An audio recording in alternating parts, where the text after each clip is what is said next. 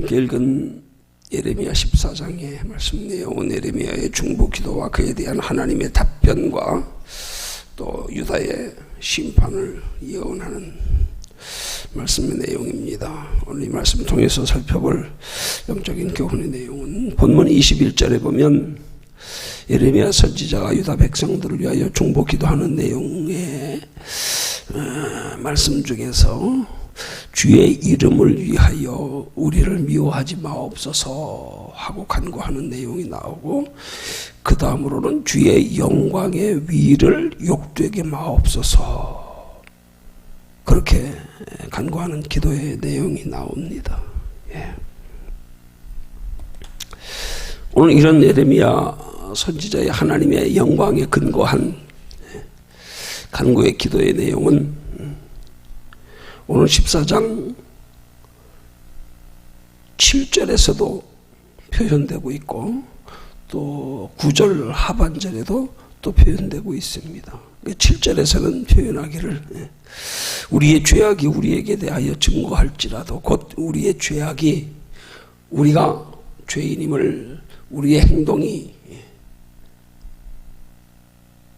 그 죄인인 증거를 나타낼지라도 주는 주의 이름을 위하여 일하소서. 비록 이스라엘 백성들이 그의 죄악된 행위로 인하여 그들의 죄인임을 그들이 드러낼지라도 하나님이 주의 이름을 위해서 일하소서 하는 말은 비록 죄인일지라도 하나님이 긍휼히 여기시고 용서해달라는 의미입니다. 뭘 위해서요? 주의 이름을 위해서. 주의 이름을 위해서. 그 다음에 9절 하반절의 말씀에서도 우리는 주의 이름으로 일컬음을 받는 자이오니 우리를 버리지 마옵소서. 우리가 하나님의 백성이라는 이름 때문에 우리가 죄를 범할지라도 우리 버리지 말아달라는 거예요. 버리지 말아달라는 이유가 뭐예요? 하나님 때문에, 하나님의 영광이 가리워지지 않게. 그리고 오늘 21절에서 또 말씀하는 겁니다. 주의 이름을 위하여 우리를 미워하지 마옵소서. 주의 영광의 위를 욕되게 마옵소서. 이런 예레미야의 선지자의 기도는 일전에 이스라엘 백성들을 출애굽에 인도했던 지도자 모세의 기도를 생각나게 합니다.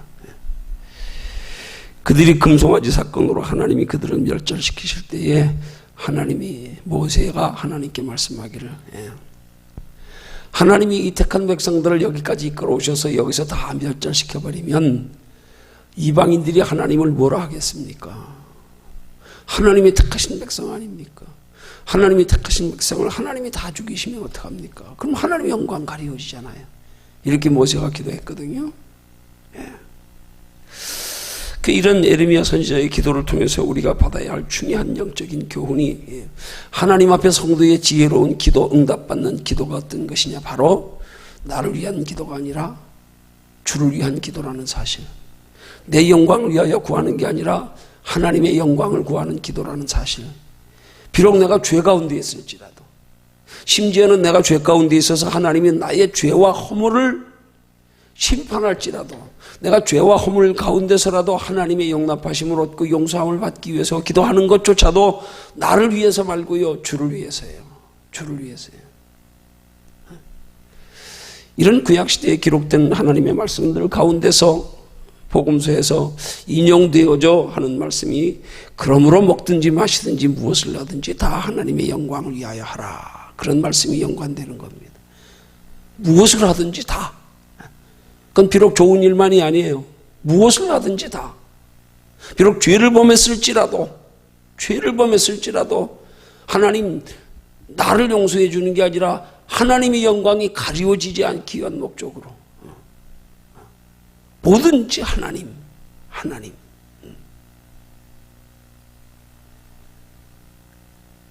그 지혜로운 기도란 말입니다. 그 진짜 바른 기도란 말이에요.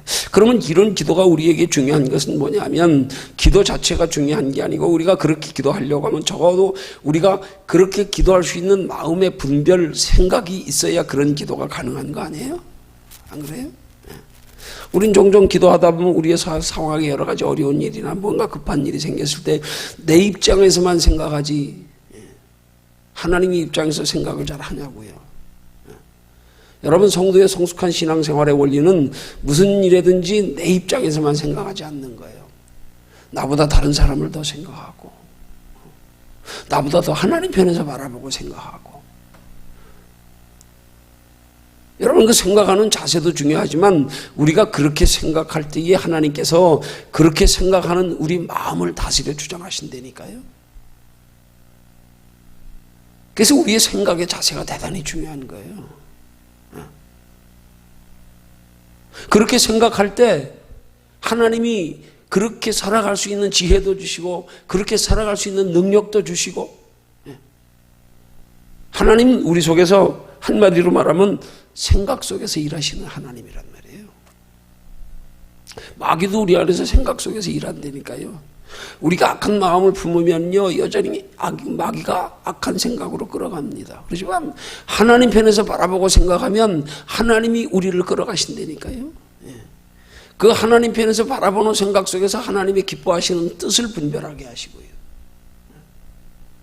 그래서 우리 하나님 앞에서는 생각의 태도가 대단히 중요한 거고, 그래서 하나님은 우리의 외모를 보시지 않고 중심을 보신다는 말이 뭐냐면 그 생각을 보신다는 거예요.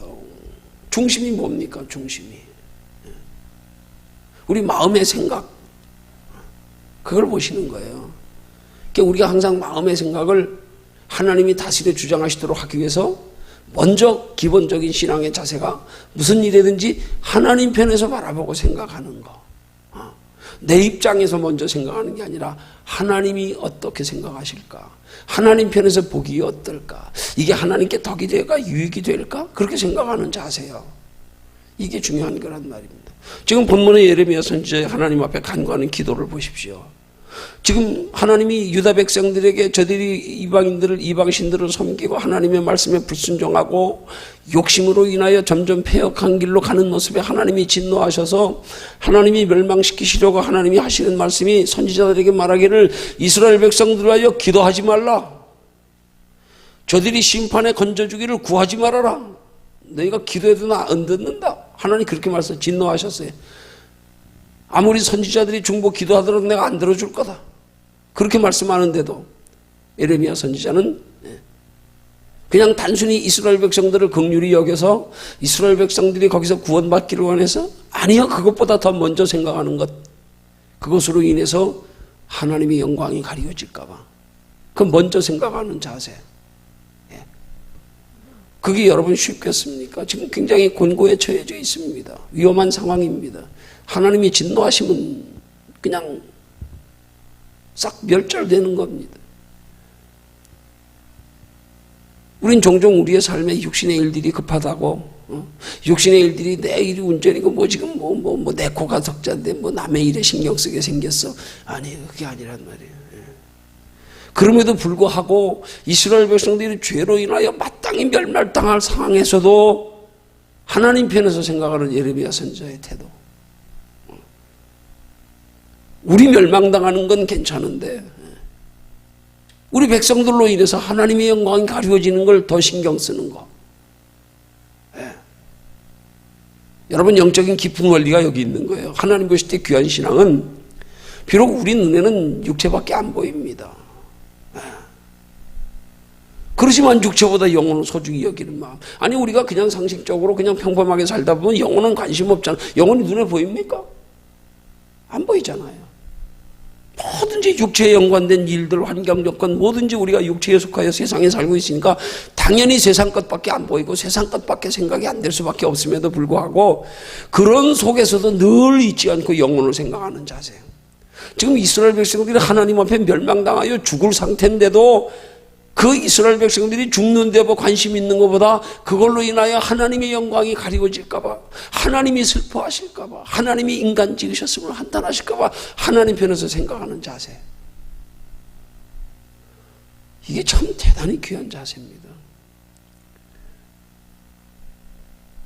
그래서 하나님이 그런 귀한 신앙의 자세, 그런 귀한 믿음의 자세에 근거한 기도를 마태복음 6장 20절에는 그렇게 말씀하는 거 아닙니까? 너희는 먼저 그의 나라와 그의 의를 구해라. 우리의 필요한 것, 우리가 생각하는 것, 우리의 바라는 것, 이것 먼저 구하기 전에 그의 나라와 그의 의를 먼저 구해라. 그걸 통해서도 너희가 바라는 걸 이루는 것조차도 너희가 바라는 것을 이루는 것이 목적이 아니라 너희의 바라는 것이 이루어지는 게 하나님이 영광이 될까 안 될까를 먼저 생각하고, 내 바라는 게 이루어지는 게 중요한 게 아니고 내 바라는 게 이루어짐을 통하여 더 하나님의 영광을 바라는 거기에 더 신경을 쓰고 구하는 것, 그게 그의 나라와 그의 의를 구하는 거란 말입니다. 그의 나라와 그의 의를 구하는 기도의 제목이란 내용이 따로 있는 게 아니에요. 우리의 간구하는 기도의 내용의 목적을 어디 두고 하느냐, 관심을 어디 두고 하느냐, 이게 중요한 거란 말이에요. 내가 하나님 앞에 건강을 구해도, 물질을 구해도 그 구하는 목적과 관심을 어디에 두고 구하느냐, 이게 중요한 거란 말이에요.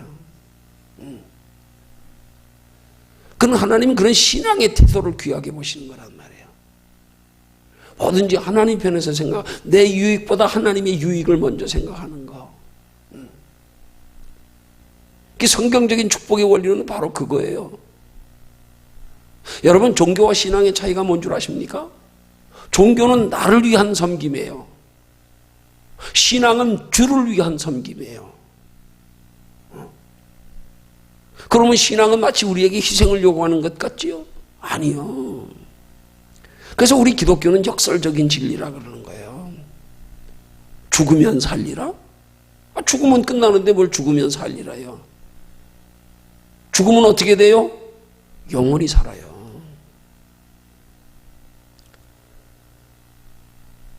내 육체의 욕심을 죽이면 하나님께서 내 속에 거룩한 욕심을 불어넣어 주세요. 그럴 때 하나님은 그 거룩한 욕심이 하나님이 기뻐하시는 욕심이고, 그 거룩한 욕심을 이루어 주시려고 우리의 육신의 욕심까지 채워주신단 말이에요. 우리가 욕심내는 것보다 왜? 이젠 동기가 바뀌었기 때문에, 목적이 바뀌었기 때문에. 그래서 욕심을 하나님이 응답해 주셔도 욕심으로 하나님의 이름이 욕되게 되지 않으니까, 이제는 복 주어도 걱정 안 해도 되겠구나. 복 준다고 타락하고 세속화되고 변질되고 복 준다고 나여하지 않겠구나. 그럼 내가 복 더 줄게. 이게 신앙적인 축복의 원리란 말이에요. 그래서 우리 신앙생활하면서 우리 성숙한 믿음의 자세가 뭔지를 똑바로 알아야 된단 말이에요.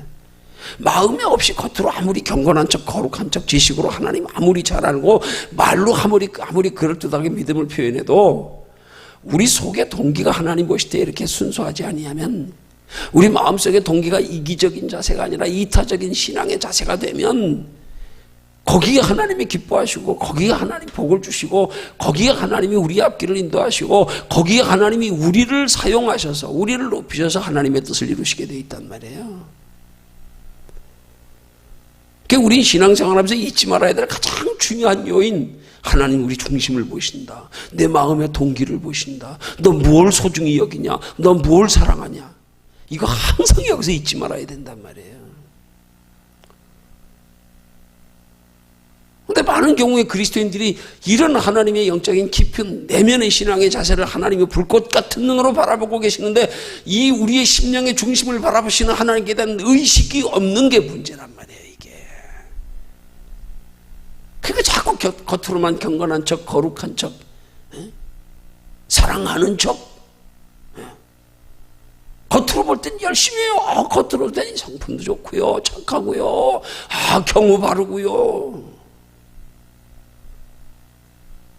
그게 아니란 말입니다. 하나님이 보시는 참된 신앙이 뭔지에 대한 기준이 똑바로 서 있지 못할 때 변질되는 거예요. 왜? 이게 똑바로 서 있지 못하면 하나님이 그들을 붙들어 주관하실 수가 없어.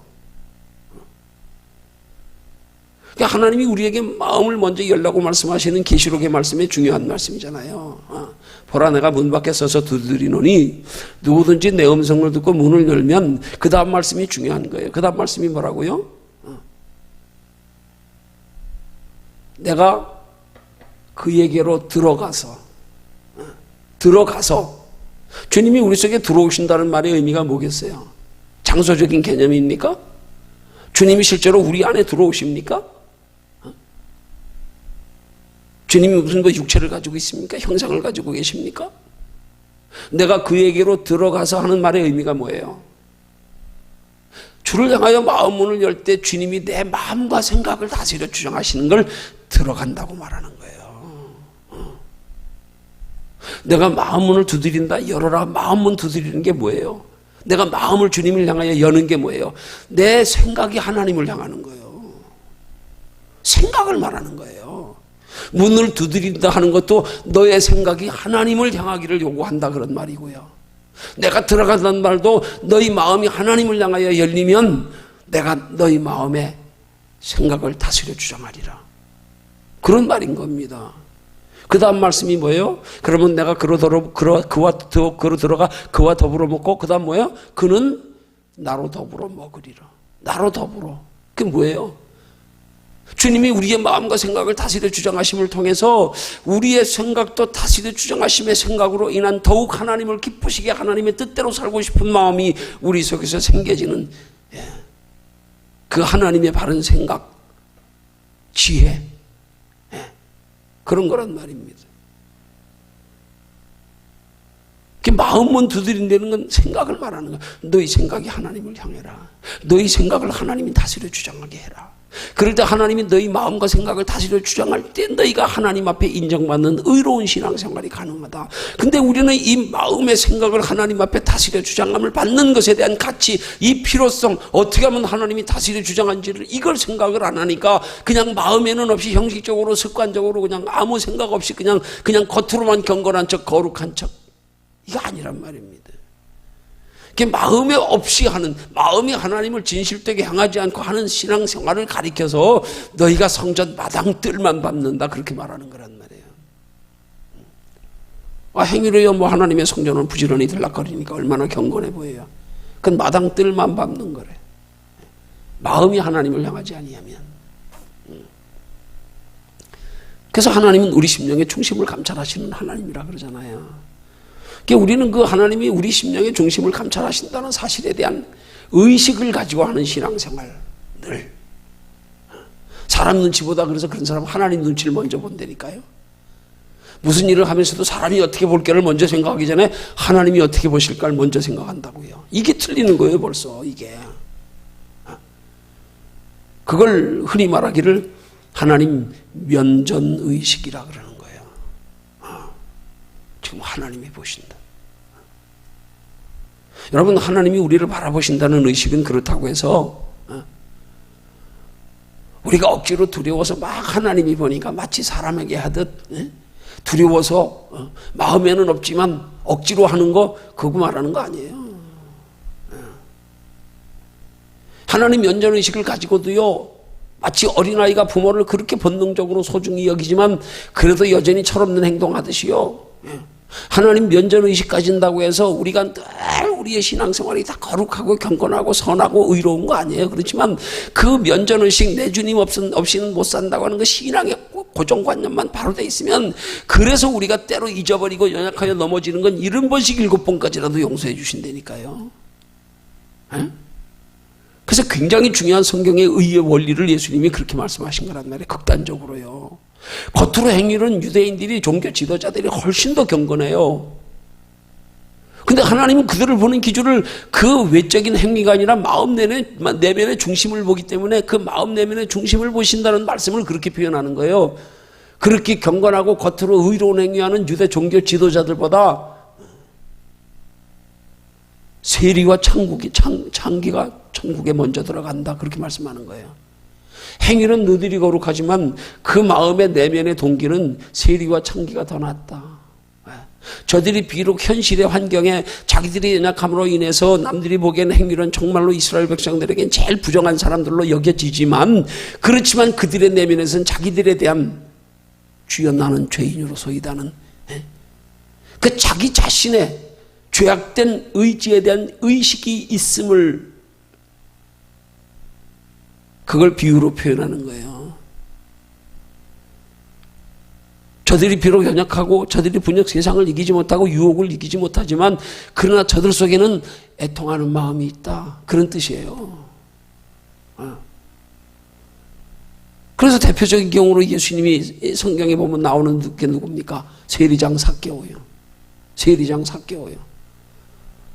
당시에 이스라엘 백성들이 그 당시의 시대적 배경이나 풍습으로 봐서는요, 이 삭개오라고 하는 사람들은 자기가 군중들 속에 섞여서 예수님 따라가지 못한 이유 중에 하나가 군중들이 다 배척하니까, 매국노니까, 자기 동포들 세금 걷어가지고 로마 제국에 갖다 바치는 도둑놈이니까.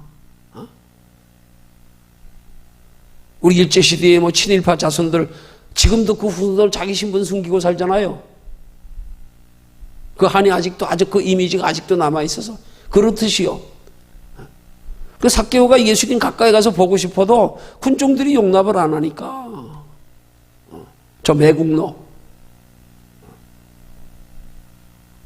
그렇게 죄인이었음에도 불구하고 예수님 만나고 싶어서, 한번 보고 싶어서, 무리와 떨어져서, 먼 발치에 나서나마 한번 보고 싶어서 뽕나무에 올라갔더니 예수님이 삭개오의 이름을 먼저 불러주신 사건이요. 네. 그 내면에서 애통하는 마음이 있는 것. 이게 중요한 거란 말입니다. 이게. 예수님이 팔복의 말씀 중에 애통하는 자가 복이 있다는 말씀의 의미가 뭐겠어요? 하나님은 외적인 행위로서의 의로움보다 내면의 의로움, 하나님이 보시는 내면의 의로움은 애통하는 거예요. 애통하는 거. 나의 연약함 때문에, 나의 무능함 때문에, 나의 죄악된 성품 때문에 마음 아파하는 거. 그거예요. 의로운 게 아니에요. 의로운 생각이 아니에요. 그것도 하나님이 주시는 것만 하나님의 의로 여기시는 거예요. 나의 나된 모습에 마음 아파하는 거. 마음은 그렇게 살고 싶은데 육신이 약하여 그렇게 살고 그렇게 행동하지 못할 때가 많은 거. 그것 때문에 마음 아파하는 자세, 애통하는 자는 복이 있나니. 여러분, 이런 우리 기본 신앙의 원리를 바로 알면 겉으로 경건한 척하는 거 못해요. 못해. 왜 못하는 줄 아십니까? 본인 자신 스스로 내 마음이 먼저 불편해. 내 마음이. 아, 나 그렇게 못하겠다. 아이, 닭살도 다 못하겠다. 진짜. 응? 진솔해질 수밖에 없어. 내 모습 그대로 가지고. 그래서 하나님이 보시는 의가 뭔지가 여기서 똑바로 깨달아지면 겉으로 행동으로 조금 뭐 무식하고 조금 망가지고 남들이 어떻게 볼지라도 뭐 가볍게 보고 어쨌든지 관심 없어. 그 다윗이 그런 신앙을 성경이 나타내고 있는 거 아니에요. 왕이 제신머리 없이 하나님의 법궤가 예루살렘으로 돌아온다고 춤을 추다가 바지가 벗겨질 정도로. 에? 그것 또한 어린아이 같은 믿음이란 말입니다. 그 진짜 하나님이 귀하게 여기시는 신앙이 뭔지를 우리 똑바로 알고 신앙생활 하자고요. 그럼 그때부터 하나님이 다스려 주장하시기 시작하는 거예요. 그때부터는 하나님이 다스려 주장하시고, 하나님이 다스려 주장하시지 않을 때는 내 모습 그대로 드러나는 거예요. 이거 부끄러워할 것도 없어요. 그게 본래 난데 뭘.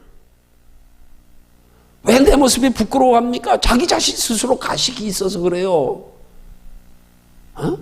남들에게 그렇게 보이고 싶지 않은 거, 가식. 남들에게 인정받고 싶은 가식. 내 가식부터 걷어내야 돼요. 어린아이는 그런 가식이 없잖아요. 그 어린아이 같은 믿음 가지라 그러는 거 아니에요? 진짜 우리 하나님이 귀하게 보시는 신앙이 뭔지 우리 항상 그거 먼저 생각해야 되는 거예요. 그거 늘 생각이 그거. 무슨 일이든지 이럴 때 하나님이 보시기에 귀한 것은 어떤 것일까? 이게 혹시 하나님 뜻에 합당할까? 하나님 내 모습 어떻게 바라보고 계실까? 여러분, 때로 나의 나된 모습에 내가 실망할 때가 얼마나 많습니까? 그러죠? 나의 생각에, 나의 인간관계에 어떤 낮에 무의식적으로 행한 처신에, 나의 여러 가지 삶의 방식에 있어서. 근데 여기서 중요한 거예요. 정말 깊은 신앙의 태도는 거기서 내가 나를 평가하지 말라 그러기, 내가 나를 평가하는 게 우선이 아니란 말이에요. 그런 내 모습 가지고 객관적으로 주관적으로 내가 나를 평가하려고 그러지 말고 하나님 편에서 바라보란 말입니다. 하나님 편에서. 거기서 깊이 깨달아지는 게 있는 거예요. 그래. 원래 나지. 그래, 하나님 이런 거 다 알고 택하셨잖아. 그럼 내가 그토록 내 자신에 대하여 바라는 그런 내 마음이나 생각이나 행동이 가능한 길은 뭘까? 아, 내 힘으로는 안 된다. 하나님이 도와주셔야만 가능하겠구나. 그럼 달라지는 거예요. 괜히 내 스스로의 행동에 자책하고 부끄러워하고 내가 나를 판단하면서 씩씩거리고 아니요. 달라져요. 하나님 나 좀 도와주세요. 내 모습 이대로 주봐도 없어서. 그렇게 달라지는 거란 말이에요. 우리는 하나님 앞에서 먼저 내가 죽어야 돼요. 내가 죽어야 돼요. 내가 살아서 그래요. 물론 먼저는 내 욕심이 죽어야겠지요. 내 자존심이 죽어야겠지요. 내 체면이 죽어야겠지요. 그러나 더 깊은 단계에서 죽어야 되는 거야. 내 자아가 죽어야 된단 말이에요. 내가 내 의지로 선을 행하려고 하는 그 자아가 먼저 죽어야 된단 말이에요. 그걸 가리켜 사도 바울은 고백하기를 나는 날마다 죽노라 그러는 거예요. 나는 날마다 죽노라. 내가 나를 의롭게 하려고 하는, 내가 나를 남들에게 의롭게 보이려고 하는 내 의지, 이것부터 죽이려고 들면 그때부터 뭐가 없어지느냐? 가식이 없어지기 시작해요. 그때부터 우리의 행동이 오늘 말씀이 깊어지네요. 우리 행동이 편해지기 시작해요. 여러분 보세요. 우리가 행동하는 게 불편한 이유가 뭔지 아세요? 자꾸 무언가를 의식하기 때문에 불편한 거예요. 의식하기 때문에. 의식하지 않아 보세요. 불편한 게 하나도 없어요. 여러분 아무도 없는데 혼자 있다 그래 보세요. 부끄러울 일이 뭐가 있어요? 에? 혼자 있는데도 뭐가 부끄러운 생각이 들어요? 없잖아요. 에? 아니 혼자 있으면 내가 빨가벗고 있는데 뭐가 부끄러운 생각이 드냐고요. 의식이 있냐고요. 근데 뭐가 남들을 의식하면 뭐 옷만 조금만 초라하게 입어도, 옷만 조금만 유행에 뒤떨어지게 입어도 괜히 부끄럽고, 뭐 전부 사람 의식하는 것 때문에. 이게 한마디로 우리의 자아를 내려놓는다고 하는 건 우리의 사람을 의식하는, 더욱이 우리 본능적으로 환경을 의식하는 이거 다 내려놓는 거예요. 그래서 하나님만 의식하는 거. 환경 속에서도 마찬가지. 환경을 두려워하는 게 아니라 그 환경 가운데서도 하나님이 두려워지는 거. 그거란 말이에요. 그 신앙 들어가면은요, 그때부터 하나님이 책임져 주시는 거예요. 그때부터 하나님이 붙들어 주시는 거예요. 그때부터 우리는 빨가벗은 어린아이 되는 거예요. 부끄러운 줄도 몰라요. 철없어요. 내일 일 걱정도 없어요. 그냥 엄마만 찾으면 돼, 아쉬우면. 그게 신앙이에요. 하나님이 요구하시는 신앙. 예수님이 우리의 말씀하시는 신앙. 어린아이 같은 믿음 가져라. 어린아이 같은 믿음. 이것만 되면 돼요. 이것만 되면 돼요. 그 되려면 어떻게 돼야 돼요? 그런 말씀을 듣고 깨달아져서 기도해야지요. 이제 깨달았으니까 아 그렇구나. 하나님 나도 그렇게 되고 싶어요. 나 그렇게 되게 해주세요. 이게 우리의 제일 깊은 기도 제목이 돼야 되는 거예요. 이게 다른 기도만 몰라도 이런 기도는 진짜 하나님 앞에 이게 진지한 기도가 돼야 되는 거예요. 그런 기도의 내용에 표현되는 찬양이 낮의 해처럼 밤의 달처럼 그렇게 살 수는 없을까 하는 찬양 아닙니까? 아, 나 그렇게 살고 싶어요. 나 그렇게 되고 싶어요. 늘 하나님 편을 바라보고 생각하는 습관 좀 들이게 해주세요. 늘 하나님이 다스려 주장해 주세요. 사람이 의식될 때도 본능적으로 하나님이 먼저 의식되게 해주시고요. 내 주변의 환경도 환경이 두렵기보다 그 환경 가운데 나를 주관하시는 하나님이 먼저 의식되고 하나님이 더 두려워지게 해주시고요. 하나님 나 좀 붙들어 주세요. 이거요. 그런 신앙의 태도가 될 때 오늘 우리도 본문에 나타난 에레미야 선지자와 같은 기도가 가능해진단 말이에요. 가능해진단 말이에요. 죄는 내가 져놓고도 나로 인해서 내가 지금 죄로 인하여 혼나고 내가 죄로 인하여 멸망당하는 게 문제가 아니라 내 백성이 멸망당하는 게 문제 아니라 이것 때문에 하나님 영광 가려지면 어떡하나. 이게 가능해진단 말이에요.